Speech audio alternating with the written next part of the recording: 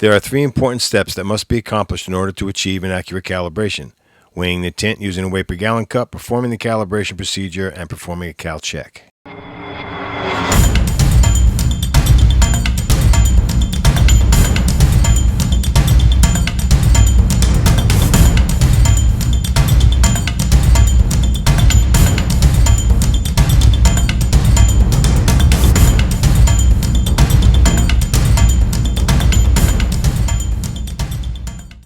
In order to perform a calibration on a COROB machine, you're going to need the following tools: a digital scale, one that measures down to 3 decimal places;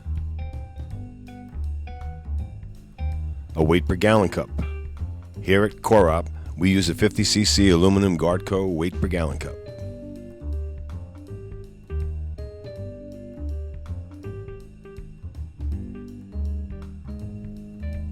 an RS-232 cable to attach your scale to the computer;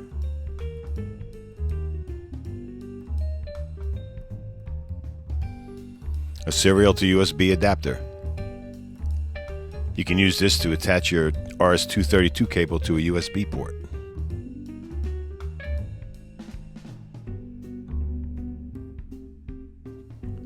and a simple calculator. You're also going to need the MPX value chart and the allowable error percentage chart, and a calibration log.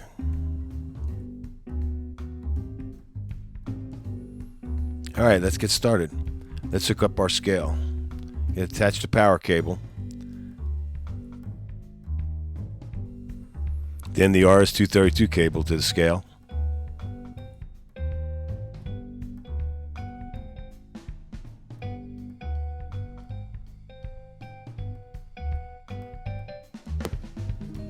then plug the other end of that RS-232 cable into the computer if you have an open serial port. If not, you can use that serial to USB adapter.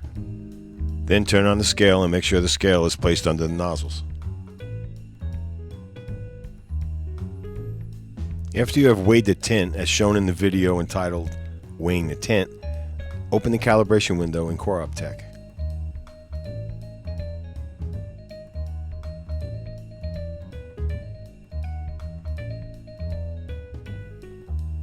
Then highlight the circuit you're calibrating. For this demonstration, we're going to calibrate circuit number 2. Now type in the weight of the tint.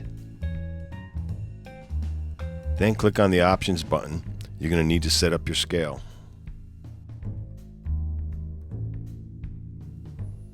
At the top, click select. Then in the model drop down, you can select the scale that you have.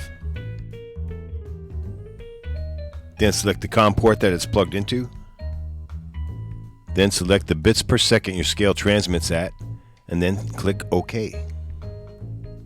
Now make sure that the check full scale is checked. Then type in the max weight of your scale.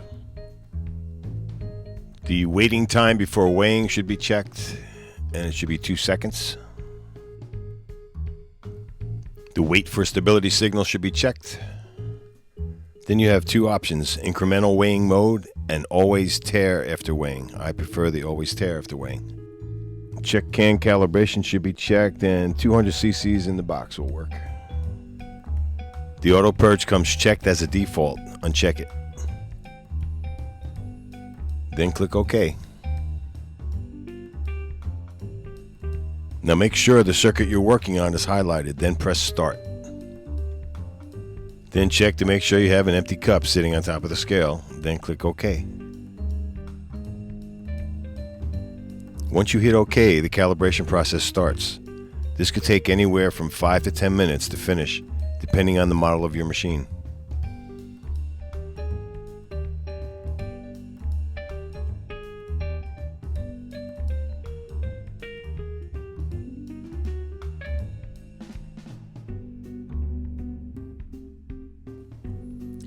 Once the procedure is complete, you want to note the steps CCs for the high speed and the low speed. Here in the speed column, you notice there's 2 separate numbers, a 750 and a 150. The 750 is the high speed.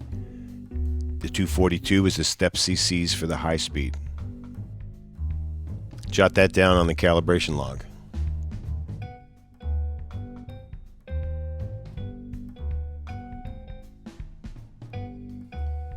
Also jot down that -8, which is the offset.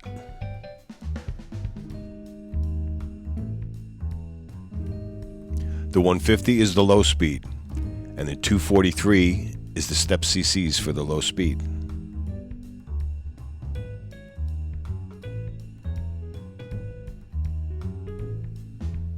And the offset is 1. Now compare these numbers to the values on the acceptable MPX values chart. Here I'm calibrating a high flow pump. A new pump should have a value around 250. If that value was over 325, then that pump would have to be replaced.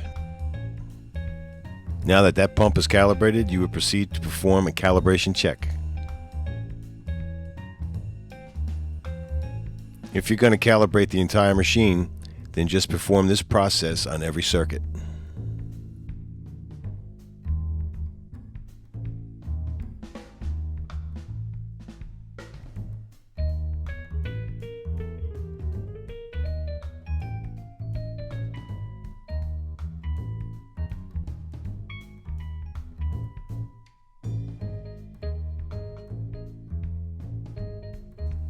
Calibration must be performed whenever a pump is installed, whenever a pump is thought to be out of cal, or when an electro valve is replaced.